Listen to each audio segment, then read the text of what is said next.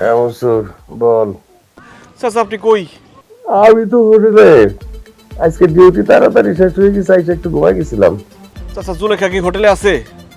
না তো, বৌমা তো হোটেলে নাই। কি বলেন চাচা, সত্যি জুলেখা হোটেলে নাই? জুলেখা হোটেলে থাকলে তোর কাছে কে মিশা কত কমু? আর জুলেখারে নিয়ে না তুই ঘুরতে গেলি, হোটেলে আইব কর্তিকা। চাচা গো, সর্বনাশ হয়ে গেছে চাচা, আমার বউরে তো খুঁজে পাইতেছি না। খুঁজে পাইতেছিস না মানে? কি করছ তুই? আমি কিছুই জানি না চাচা, আমি জুলেখারে একটা জায়গায় দাঁড় করা রেখে একটা ঠিকানা জিজ্ঞাসা করতে গেছি, আইসা দেখি জুলেখা নাই। চাচা জুলেখারে নিয়ে আমি যেখানে ঘুরতে গেছিলাম সব জায়গা তন্ন তন্ন করে খুঁজছি, কিন্তু জুলেখারে আমি খুঁজে পাইতেছি না। আমি এখন কি করুম চাচা? কি কস মনসুর এগুলা? আরে মালয়েশিয়া অনেক আলতু ফালতু লোক আছে, অনেক বাজে লোক আছে, তারা আবার বৌমার কোনো ক্ষতি করে ফেলাইলো না তো। চাচা আমার কথা কইেন না চাচা, আমার বউরে আমি অনেক ভালোবাসি, আমার বউর যদি একটা কিছু হয়ে যায় আমি বাঁচব না চাচা। আপনি কিছু একটা করেন, আমার বউরে খুঁজাই না দেন। তুই তো বৌমারে নিয়ে ঘুরতে গেলি, সেইখান থেকে বৌমারে তুই হারাই ফেলাইছস। এখন আমি এখানে বসে কি করুম খবর? আচ্ছা ঠিক আছে, আমি বৌমারে খুঁজতেছি, তুইও বৌমারে খুঁজতে থাক। যে আগে পাইবো সে আরেকজনের খবর দিব, ঠিক আছে? ঠিক আছে চাচা। জুলেখা তুমি কই গেলা? কোথায় পাবো আমি এখন তোমারে?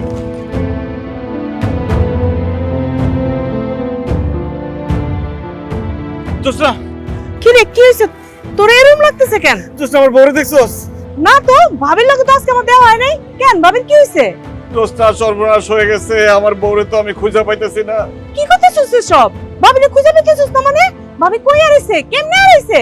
দুইজনে মিলে ঘুরতে বাইরেছিলাম, জুলেখা টুইন টাওয়ার দেখতে চাইছে, আমি ওরে এক জায়গায় খাড়া করে রাইখা একজনের কাছে টুইন টাওয়ারের ঠিকানা জিজ্ঞেস করতে গেছি, ফিরে আইসা দেখি জুলেখা আর ওইখানে নাই। আমি সব জায়গায় জুলেখারে খুঁজে বেড়াইছি, কোথাও পাইতেছি না। এখন আমি কি করি বল?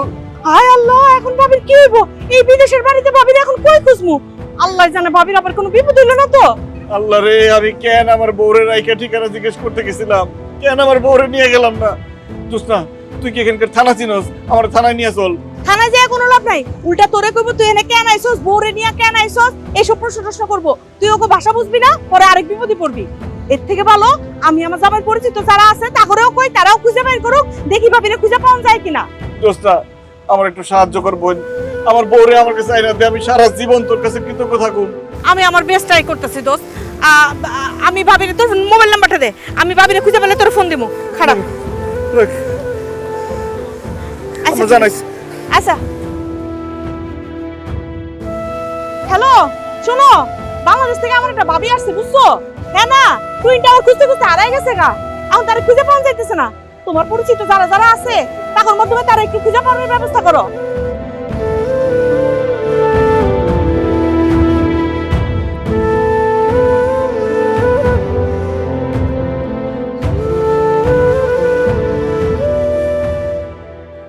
ভাই কি ভাই, আজকেও কি ভর্তাবাদী শাকসবজি ডাইল এসব নিতে আসছেন? না ভাই, আজকে কিছু নিতে আসি নাই। ভাই আপনার রেস্টুরেন্টে কি কোনো বাঙালি মহিলা আসছিল? কি যে বলেন ভাই, আমাকে এটা তো বাঙালি রেস্টুরেন্ট, সারাদিনই খালি বাঙালি কাস্টমার আসতেই থাকে, নারী পুরুষ অনেকেই আসে।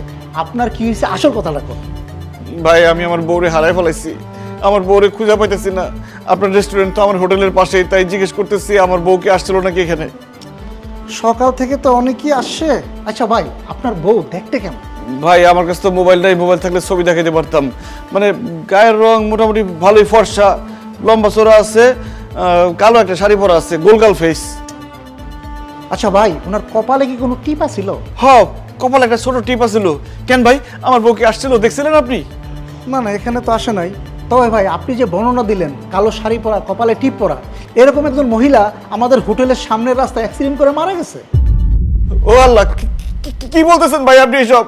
হ ভাই, মহিলা রাস্তা পার হইতেছিল, হঠাৎ করে পিছন থেকে একটা গাড়ি এসে তারা মারা দিছে ভাই, সাথে সাথে স্পট ডেট হয়ে গেছে। একটু আগেই পুলিশ এসে তার লাশ নিয়ে গেছে। লোকজন কইলো মহিলা নাকি অনেক রাগান্বিত ছিল।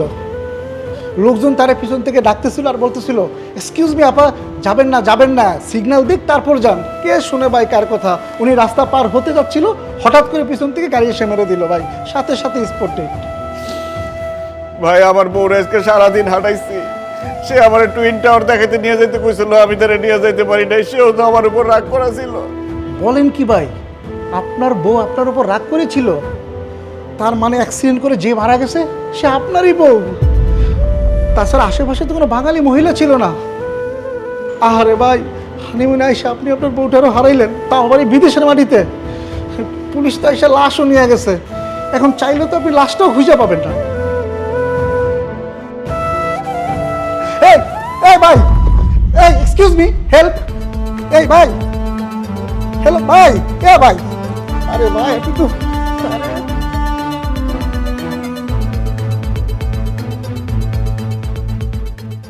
ভাই আমি তাহলে যাই, ডিউটি রেখে আসছি।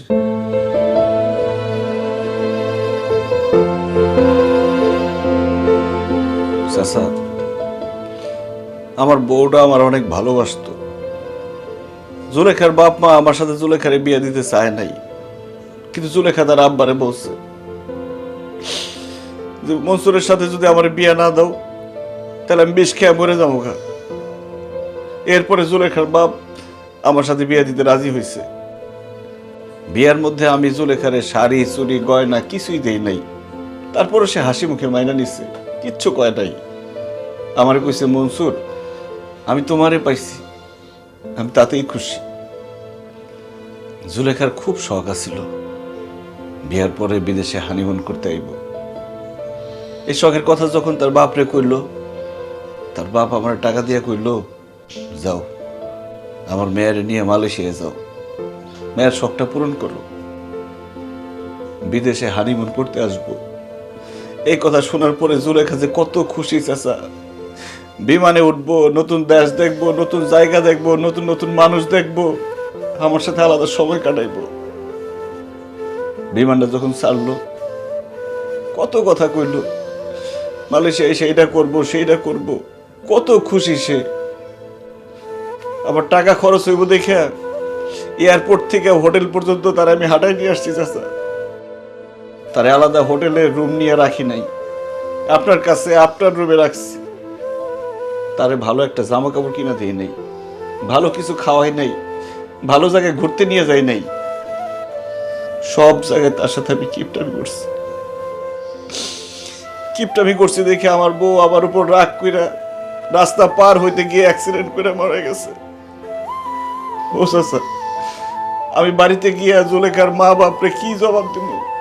জুলেখা তো ওর মা বাপের একমাত্র আদরের মেয়া। এই কথা শোনার সাথে সাথে তারা তো মরে যাবো গা। চুপ কর, এখন কান্তাছস কে? হ্যাঁ, তোর বউটা তোর সাথে হানিমুনে আইছে এখানে। যেই মানুষটা তোরে এত ভালোবাসে, সেই মানুষটার শখ আল্লাহ আশা ভরসার কথা চিন্তা না কইরা খালি তুই টাকার কথাই চিন্তা করছস। এখন কি হয়েছে? হ্যাঁ, পাবি, ফেরত পাবি, কোটি টাকা দিলেও তো ফেরত পাবি না। কিপটামি করে তোর কি লাভ হয়েছে ক? 1000 কোটি টাকা দিলে কি তোর এই বউটারে ফেরত পাবি? পাবি না তো। টাকার চাইতে মানুষের শখ আহ্লাদ অনেক বড় জিনিস, সেটা কি আমি বুঝতে পারছস? হ্যাঁ, আমি তো মনে করি বৌমা মরে নাই, তুই বৌমারে খুন করছস, তোর কারণে বৌমা মরছে। স্যার ঠিকই কইছেন, আমার কারণে আমার বউ মরে গেছে, আমার পয়সা থাকার কোনো অধিকার নাই। আমি এক কোন হোটেলের সাথে গিয়ে লাভটা করে মরে যাবো গা। জুলেখা, জুলেখা তুমি পয়সা আছো জুলেখা, আল্লাহর কাছে লাখ লাখ শুকরিয়া, তুমি পয়সা আছো জুলেখা। যে মহিলা মারা গেছে সে তুমি না। তুমি আমার ছেলে কোথায় গেছিলে? তোমার আমি কত টাকায় খুঁজছি। তোমার নাকি কোথাও যাই নাই মনসুর। তুমি আমার রেখে তুই আমার ঠিকানা জানতে গেলাম না, তখন কতগুলো পোলাইয়া আমার তো উঠা লই গেছিল গা, নিয়ে আমারে অনেক দূরে কোন একটা অন্ধকার গলির মধ্যে নিয়ে গেছে। নিয়ে যায় আমার আমার সব লোক হয় না, আমার ব্যাগ আমার মোবাইল সব রেখে দিছে। এরপর যখন দেখছে আমার ব্যাগের মধ্যে কোনো টাকা পয়সা নাই, আমার কই তুই টাকা বাইর কর, কইতে দিবি জানি না, টাকা দে। আমি কইছি আমার কাছে টাকা নাই। তোরা আমার মাইনা লাগতে বলছি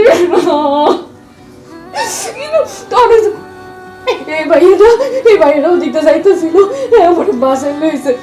যদি না থাকতো তাহলে আমি আজকে মরে যেতাম মনসুর। ভাই আপনার অনেক ধন্যবাদ ভাই, আপনি যে আমার কত বড় উপকার করছেন এটা আমি বইলা বুঝাইতে পারব না। আপনার কাছে আমি সারা জীবন কৃতজ্ঞ থাকব ভাই। আমার কাছে কৃতজ্ঞ হওয়ার কিছু নাই। বরং আমার কাছে খুব শান্তি লাগতেছে যে জুলেখা আপারে তার স্বামীর কাছে ফিরাই দিতে পারছি। জানেন ভাইজান, জুলেখা আপা আপনারা অনেক ভালোবাসে। ওই মন্দ লোকগুলো যখন ধরে নিয়ে গেছিল, ওইখান থেকে যখন তারা উদ্ধার করলাম, সে তার নিজের কথা একবারও বলে নাই, বারবার আপনার কথা চিন্তা করতেছিল। তারে না পায়া আপনার কি মন খারাপ হইতেছে কিনা, আপনি কি করতেছেন, আপনার হয়তো নিশ্চয় অনেক টেনশন হইতেছে। ওই লোকগুলো ফোনটা নিয়ে গেছিল তো আপার, যে কারণে আপনার ফোন নাম্বারটা আপা মনে করতে পারতেছিল না। ভাগ্যিস এই হোটেলের নামটা মনে ছিল, তাই তো এই হোটেলে নিয়ে আসতে পারছি। হ্যাঁ, আরেকটা কথা ভাইজান, ওই আসার পথে আপার সাথে কথা বলতে বলতে একটা জিনিস বুঝলাম, আপনি মনে হয় একটু হিসেবি মানুষ, একটু হিসাব করে চলেন। হিসাব করে চলা কিন্তু ভাইজান খারাপ না, কিন্তু বেশি হিসাব করাটাও ঠিক না। আপনজনের শখ পূরণ করতে গিয়া যদি হিসাব করা যায়, তাহলে একদিন এমন হইতে পারে যে আপনার কাছে টাকা পয়সা ধন সম্পদ সবই আছে, আপনজনটা নাই। এই জন্য ভাই, শুধু বউ না, বাবা মা আত্মীয় স্বজন বন্ধু বান্ধব সবার শখ পূরণ করার জন্য যতটুকু সাধ্য কোলায় আপনার ততটুকু করা উচিত। একটা জিনিস মনে রাখবেন, টাকা পয়সার চাইতে আপনজনের শখ আহ্লাদ পূরণ করা অনেক জরুরি, অনেক গুরুত্বপূর্ণ, অনেক দামি। এই জন্য যতটুকু পারেন আপনজনের শখ পূরণ করবেন। টাকা গেলে টাকা পাবেন, কিন্তু আপনজন হারায় গেলে আর কোনোদিন ফিরে পাবেন না। ভাই, এই যে আমি কানে ধরছি, আমি আর জীবনে কোনোদিন কিপটামি করুন না। আমি আমার বাবা মার শখ, আমার বউয়ের শখ আল্লাহ সব পূরণ করুন। এখন থেকে কম খরচে আর হানিমুন হইব না, আজকে থেকে শুরু হইব বেশি খরচে হানিমুন।